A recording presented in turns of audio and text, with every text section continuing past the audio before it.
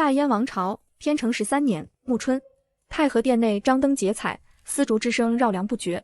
今日是小公主萧玉儿的3岁半生辰，满朝文武齐聚，贺礼堆成了小山。龙椅之上，当朝天子萧衍端坐如松，玄色龙袍衬得他眉目冷峻，左颊一道就战疤在烛光下若隐若现。群臣莫敢仰视，这位爷可是杀人不眨眼的暴君，去年一口气抄了3个世家满门，血流成河。但此刻暴君怀里抱着个粉雕玉琢的小团子，小团子穿着大红锦缎小袄，头上2个小揪揪扎着金铃铛，圆圆的脸蛋像刚出锅的包子，一双葡萄似的大眼睛滴溜溜转。他嘴里塞着桂花糕，腮帮子鼓鼓的，像只偷吃的小仓鼠。只是暴君的姿势有些别扭，他一手托着女儿，一手扶着她的背，手臂绷得僵直，像抱着一尊易碎的瓷器。他显然不习惯抱孩子，甚至不知道该把那只手放在哪里。公主千岁，千岁。好吵哦，月儿想睡觉。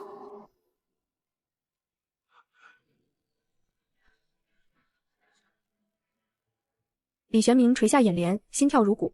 龙椅上，暴君萧衍的瞳孔骤缩，他也听到了。他低头看着怀里的女儿，手臂不自觉地收紧了，又立刻松开，怕弄疼她。这丫头软得像一团棉花，他不知道该怎么抱才合适。那个声音是真的，不是妖术，不是幻觉。萧衍见过妖术，那些东西阴冷刺骨，让人本能的厌恶。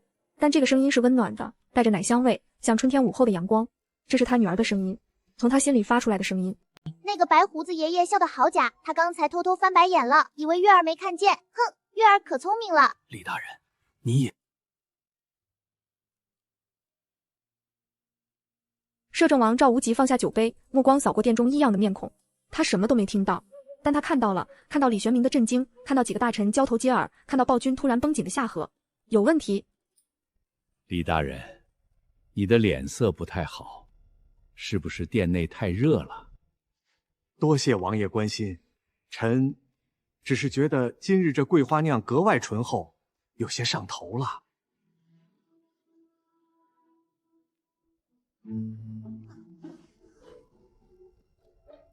摄政王爷爷看父皇的眼神，跟月儿看厨房里的烧鸡一样，好吓人哦。不过他的胡子好长，像山羊，月儿想拽下试试。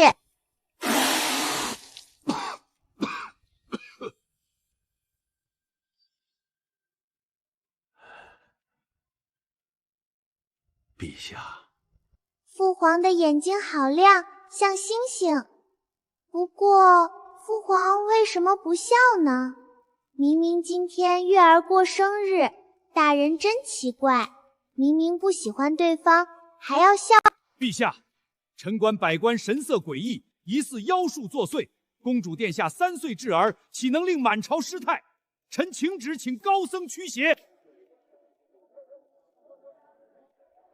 满殿哗然，那些听到心声的人震惊于刘御史的胆大，那些没听到的人则跟着起哄。暴君没说话，只是看着刘御史，眼神平静的可怕。你那个老爷爷好凶，昨晚他还去了一个好多漂亮姐姐的地方，衣服上有红红的印子。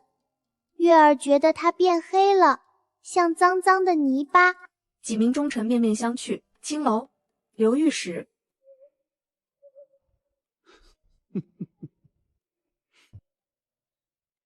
刘爱卿，昨晚你去哪儿了？臣在府中读书。哦，朕的女儿今年3岁半，连字都不认识几个。她说你去青楼，那朕就信，因为朕的女儿不屑撒谎。陛下，臣是被冤枉的。公主她怎么了？她连青楼是什么都不知道，却知道你的衣服上有胭脂印。刘爱卿，你的衣服呢？要不要脱下来让大家看看？革职查办，杖30，逐出京城，家产充公。陛下，臣伺候先帝20年啊！满殿鸦雀无声，那些听到心声的人，此刻看小公主的眼神都变了，敬畏、好奇、恐惧，五味杂陈。那些没听到的人，则拼命从同僚脸上猜测发生了什么。摄政王赵无极坐在原位，笑容终于彻底消失了。他听不到，但他从刘御史的下场从满殿的气氛中拼凑出了真相。这个小公主有古怪。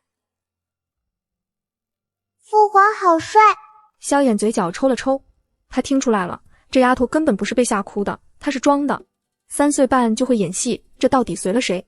虽然父皇还是不敢看母后一眼，怂怂的。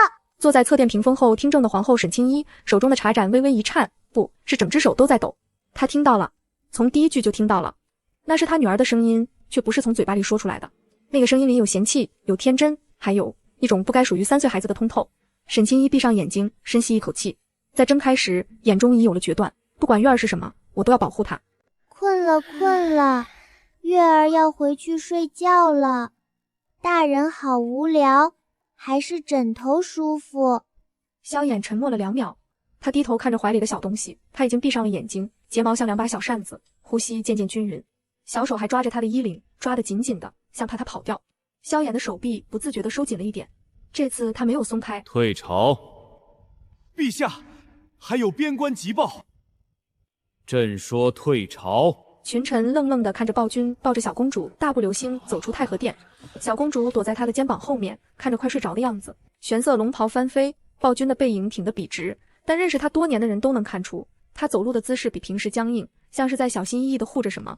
殿外春风扑面，阳光明媚，御花园里隐约传来小公主咯咯咯的笑声，不知是不是在梦里发出的声音。李大人，今日之事，本王很好奇，你听到了什么？摄政王说笑了，臣老迈昏聩，耳背多年，什么都没听到。今日天气真好，呵呵，真好。李大人说的对，今日天气确实好，好的让人想变天。去告诉陛下，摄政王今日问了不该问的话。暗处，一只黑色的眼睛已经盯上了那个3岁半的小团子。糖葫芦好吃。窗外，暮春的晚风轻轻吹过，带来淡淡的花香。退朝之后，太和殿内的空气依然凝滞，群臣三三两两往外走，却没有一个人说话，只有官靴踩在石砖上的声音，啪嗒啪嗒，像雨打芭蕉。司天监李玄明走在最后，拂尘搭在臂弯，步伐不紧不慢。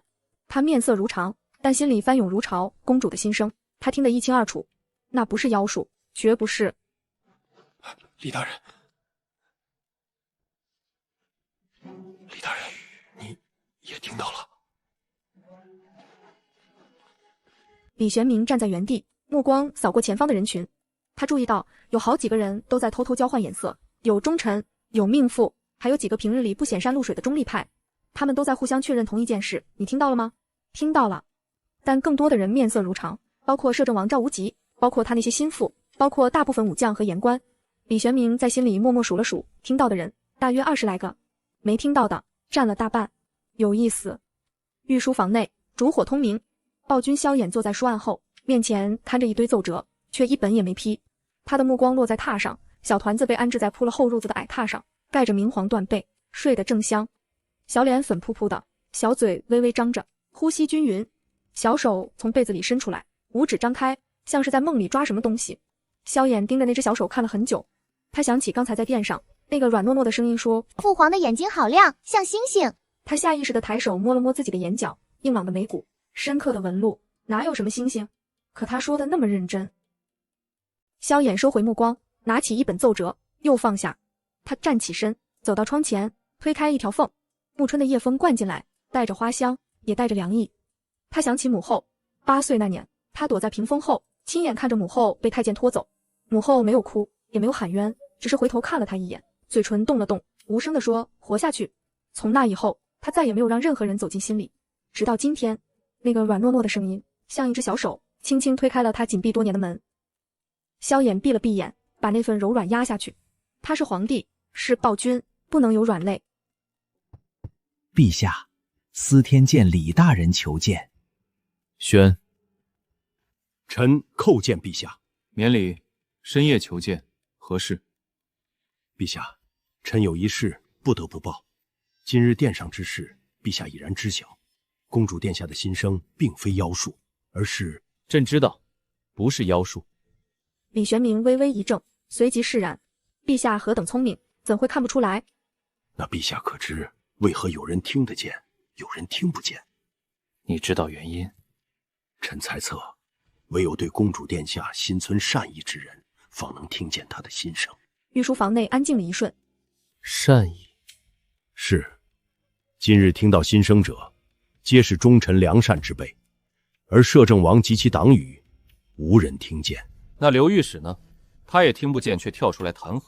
他是忠臣。刘御史不过是借题发挥，想博个直谏的名声罢了。他若真听见公主说他去了青楼，借他10个胆也不敢站出来。所以，月儿的心声是一面镜子，照出谁是人，谁是鬼。陛下圣明。李玄明，你听到了什么？陛下是指月儿说的那些话，他说了什么？你一字一句告诉朕。公主殿下先是说好吵，后来说白胡子爷爷笑得很假，再后来说摄政王看陛下的眼神像看烧鸡。还说了什么？还说了陛下眼睛亮，像星星，以及陛下不敢看皇后娘娘。荒唐。还有呢？正色。还有一句，公主说刘御史变黑了，像脏脏的泥巴。变黑？臣猜测，公主殿下不仅能传递心声，或许还能看到常人看不见的东西，比如人心善恶。萧衍的手指收紧了。他想起女儿说过，摄政王爷爷看父皇的眼神好吓人，也说过父皇是金色的，好亮。金色？什么金色？李玄明，你可曾听闻天命之眼？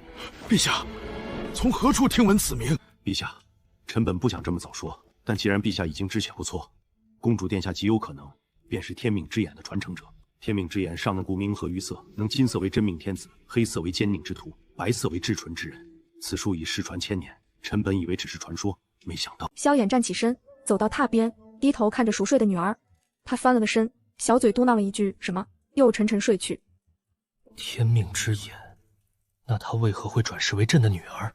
臣不知，但臣知道一件事：天命司一直在寻找天命之眼的传承者。天命司，一个凌驾于皇权之上的神秘组织，他们掌控着天命的解释权，暗中操控王朝更迭。若他们知道公主殿下的存在，他们敢来，朕就敢杀。摄政王府书房，赵无极独坐在书案后，面前的桌上摊着一本空白册子，手边放着笔墨。王爷，查到了。今日殿中面色有异者共23人，这是名单。赵无极接过纸条，扫了一眼，23个名字，有些他很熟悉。李玄明、礼部王侍郎、翰林张学士，都是平日里不站队的中立派，或者明里暗里偏向皇帝的人，没有一个是他的心腹。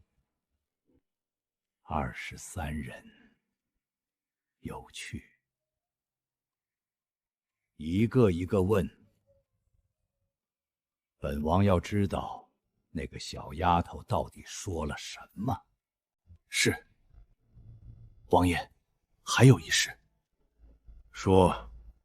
属下派人打听了公主殿下近况，据说殿下出生时天降异象，满园牡丹反季盛开。还有呢？还有，皇后娘娘怀胎时，曾梦见一只五彩凤凰落入怀中。赵无极沉默了片刻，忽然笑了，笑声低沉，像夜宵。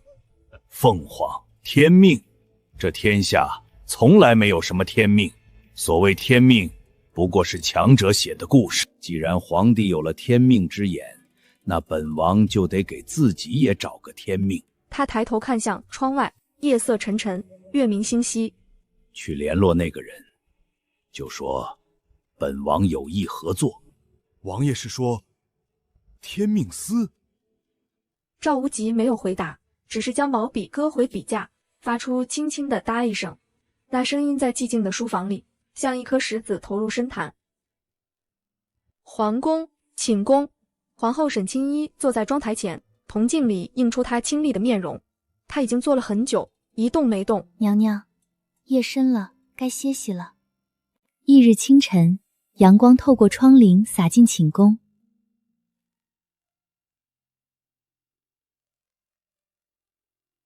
母后们在这儿。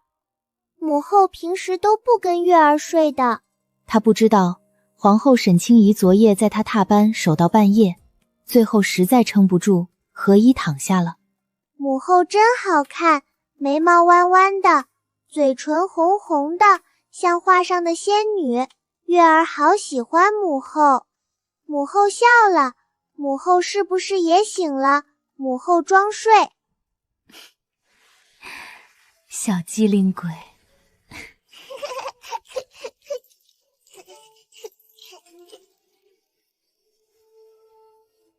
母后，父皇呢？沈清一的笑容淡了一瞬，他想起昨夜暴君在御书房召见李玄明，一直谈到深夜。他不知道他们谈了什么，但他知道一定和月儿有关。父皇在批奏折，月儿乖，今天母后陪你用早膳。太好啦，母后陪月儿吃饭。父皇喂饭像塞炮弹，还是母后好。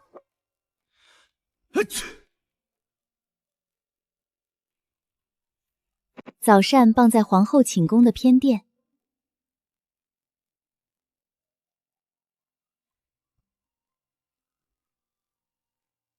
月儿，昨天在宴会上，你有没有觉得哪里不舒服？没有呀。那，你有没有听到什么奇怪的声音？奇怪的声音，月儿没有听到呀。不过月儿心里想的事情，好像有人能听到。母后，月儿是不是做错事了？没有，月儿没有做错任何事。那为什么昨天那个白胡子爷爷好凶？他说月儿是妖怪。他不是好人，月儿不是妖怪，月儿是母后的宝贝。月儿就知道母后最好了。父皇也这么说吗？沈清仪没有回答，他不知道威严帝王萧衍怎么想，但昨夜他抱着蒙宝萧月儿退朝，在御书房守到深夜，那些举动不像一个冷血暴君会做的事。父皇也这么想。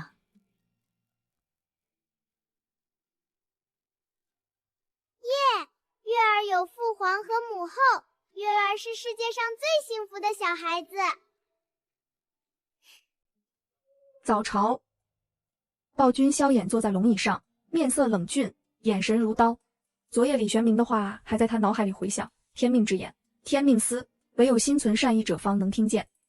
他的目光扫过殿下群臣，李玄明站在前排，面色如常；摄政王赵无极站在右侧，笑容温和。但萧衍知道那张笑脸底下藏着什么。陛下，杭河决口灾情紧急，急需拨款赈灾，臣请旨从国库调银50万两。准，另从内上拨银10万两，专用于灾民安置。群臣微惊，暴君竟然自掏腰包，这可是头一回。陛下仁德，臣等感佩。摄政王昨日辛苦了，今日面色不佳，可是没睡好。多谢陛下关心，臣只是昨夜读书晚了。读书？摄政王读的什么书？论篡位的100种方法？满殿寂静。陛下说笑了。退朝。退朝后，赵无极没有回府，而是去了偏殿。心腹甲已经等在那里，身边还站着3个人，都是昨天名单上的人。说吧，昨天在殿上你们听到了什么？本王只是好奇，公主殿下3岁半，能说出什么惊天动地的话？你们不必紧张。回王爷，臣什么都没听到。那为何脸色大变？臣只是觉得殿内闷热。张大人，本王最不喜欢别人撒谎。你是想自己说，还是本王帮你说？王爷饶命！臣确实听到了，但臣不敢说。说，公主殿下说王爷看陛下的眼神，像看烧鸡。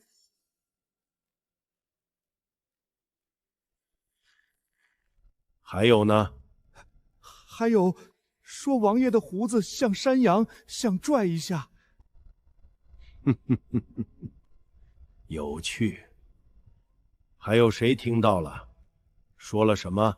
臣只听到这些，其他人臣不知道。下去吧。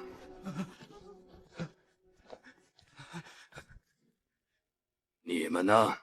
公主殿下说刘御史去了青楼，说刘御史变黑了，像脏脏的泥巴，说父皇的眼睛像星星，还说陛下不敢看皇后娘娘。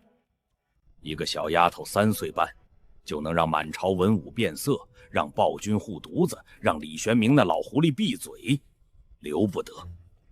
王爷的意思是，去告诉那个人，本王答应他们的条件，但有一条，事成之后，那个小丫头交给本王处置。是。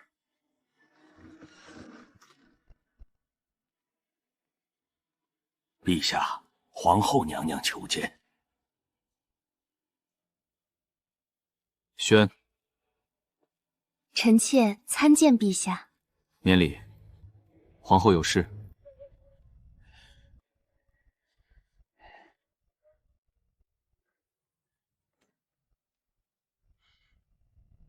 说吧。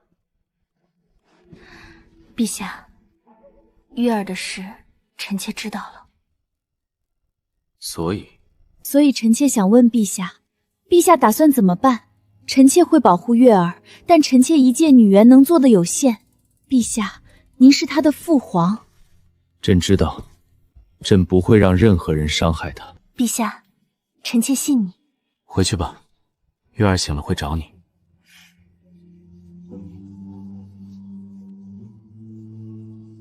皇后，谢谢你。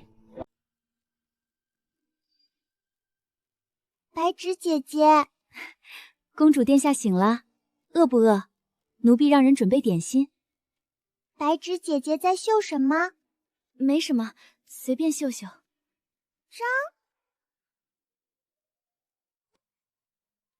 是张铁柱哥哥吗？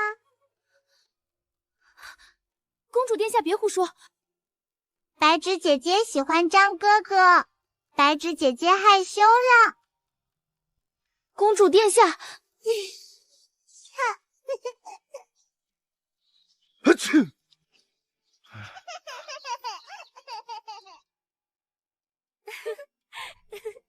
他们在笑，母后生前也爱笑，笑起来眼睛弯弯的，像月牙。后来母后不笑了，再以后，母后走了。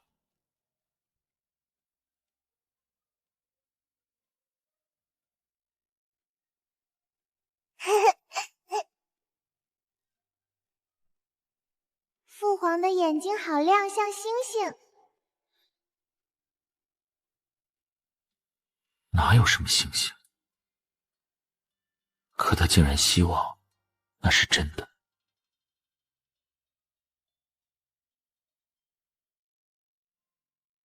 夜深了，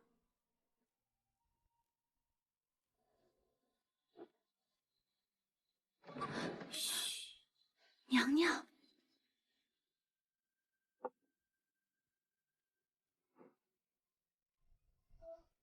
月儿，他想起今天在宴会上听到的那些心声，从第一句好吵哦，到最后一句糖葫芦好吃，每一个字他都记得清清楚楚。那是月儿的声音，却不是从嘴巴里说出来的。那个声音里有嫌弃，有天真，有得意，有害怕，还有一种不该属于3岁孩子的通透。那个白胡子爷爷笑得好假，摄政王爷爷看父皇的眼神像看烧鸡，父皇的眼睛好亮，像星星。刘御史去了好多漂亮姐姐的地方，衣服上有红红的印子，然后刘御史就被革职了。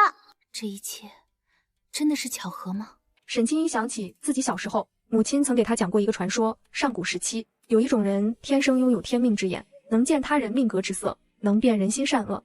这种人被上天选中，注定不凡。月儿，你到底是谁？糖葫芦好吃。他想起自己怀月儿的时候，那一年父亲被诬陷谋反，家族一夜之间从云端跌入泥潭。他被没入宫中为女官，一步步从最低微的女官做到了皇后。然后月儿出生了，月儿是他在黑暗中唯一的光。不管你是谁，你都是母后的月儿。母后不要哭，月儿会保护母后的。月儿，母后也会保护你，永远。白芷姐姐，母后呢？娘娘一早就去给陛下请安了，公主殿下再睡一会儿。月儿不睡了，月儿饿了。母后，月儿乖，昨晚睡得好吗？好，月儿梦到糖葫芦了。又梦到糖葫芦，你是有多爱吃？糖葫芦是世界上最好吃的东西，父皇说了，下午给月儿买。父皇什么时候说的？昨天，父皇说下午吃糖葫芦对牙不好，但是月儿说下午吃，父皇就说行。暴君萧衍，那个杀人如麻、冷酷无情的暴君，居然会跟3岁女儿讨价还价来糖葫芦的事，那不是暴君的眼神，是一个父亲的眼神。母后，父皇是不是不喜欢月儿？为什么这么问？父皇都不来看月儿，每次月儿醒的时候，父皇都不在，只有上朝的时候，月儿才能看到父皇。父皇忙，他要批很多奏折，要管很多事情，不是不喜欢月儿。那父皇为什么晚上不陪月儿睡觉？别人家的爹爹都陪宝宝睡觉的。父皇还不习惯，月儿给他一点时间，好不好？母后，父皇说话算话吧。父皇说话算话。白芷，备些点心，早膳后陪我和月儿去御花园走走。是娘娘。早膳后，沈清一带着萌宝在御花园散步，阳光明媚，花香四溢，蝴蝶飞舞，月儿的笑声是这深宫最动听的旋律。沈清一看着女儿，心里却在盘算着另一件事，他必须知道更多关于天命之眼的事，而李玄明一定是那个知道秘密的人。摄政王赵无极的耳目遍布宫中，直接询问李玄明太过冒险，他需要一个中间人，而白芷便是最合适的人选。白芷的父亲曾是他父亲的学生，这份渊源知者甚少。母后，送给你。好看吗？好看，母后是天底下最好看的。沈清怡，月儿也是世界上最可爱的。月儿要永远和母后在一起。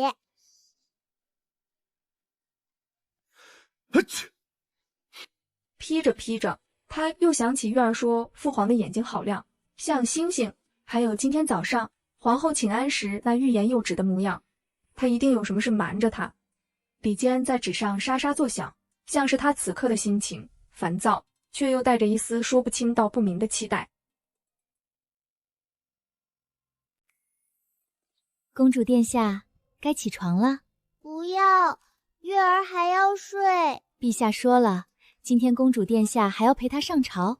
父皇坏，天天上朝，月儿好困。白芷姐姐，今天那个凶凶的老爷爷还会来吗？不会了，他被赶出京城了。那就好，他好凶，月儿害怕。公主殿下别怕，有陛下、娘娘和奴婢在，谁也不敢伤害殿下。拉钩上吊，100年不许变。太和殿内，群臣已列队站好。今日朝堂少了刘御史的身影，多了几分说不清道不明的沉默。有事启奏，无事退朝。陛下，北境蛮族近日异动，边关守将请求增兵5000。蛮族异动，什么原因？据探子汇报，蛮族内部内乱，败退部落逃至边境劫掠。增兵3000，另拨粮草10万担，命守将严加防范，不得主动出击。遵旨。还没结束呀，月儿好困。陛下，臣有一事，不知当讲不当讲。不当讲就别讲了。陛下，臣以为公主年幼，不宜每日上朝。朝堂乃国之重地，岂能容稚童嬉戏？月儿，你觉得朝堂好玩吗？不好玩，大人们说的话月儿都听不懂，好无聊。听到了，他自己也觉得不好玩，但他还是来了，因为朕让他来。陛下，臣不是这个意思。那你是什么意思？你觉得朕的女儿会干扰朝政，还是觉得朕抱着女儿上朝不够庄重？臣不敢。起来吧，朕不怪你。朕的女儿，朕抱着上朝，碍着谁了？谁觉得碍眼可以不来？很好，退朝。退朝！退朝啦，可以回去啦。月儿想吃枣泥酥。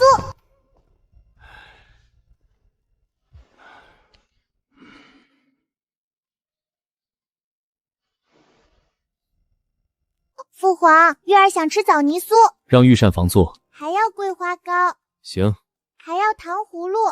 早上吃糖葫芦对牙不好。那下午吃。行。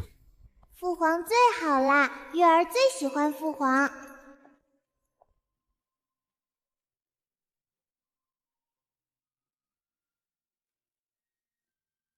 蝴蝶，父皇，蝴蝶。月儿想抓蝴蝶吗？想。蝴蝶别跑，月儿要抓你。坏蝴蝶，欺负月儿腿短。父皇好厉害，好漂亮，它的翅膀亮亮的，像宝石。月儿怎么放了？他想回家。月儿也有家，他也有家，月儿不能把他关起来。月儿，你很好。父皇在夸月儿吗？嗯。月儿最喜欢父皇啦。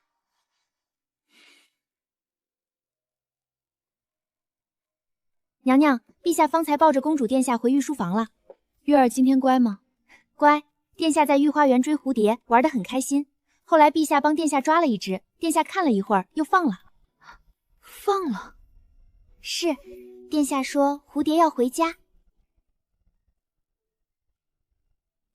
月儿，比我们都通透。公主殿下虽然小，但什么都懂。白芷，从今天起，你贴身跟着月儿，寸步不离。是，娘娘。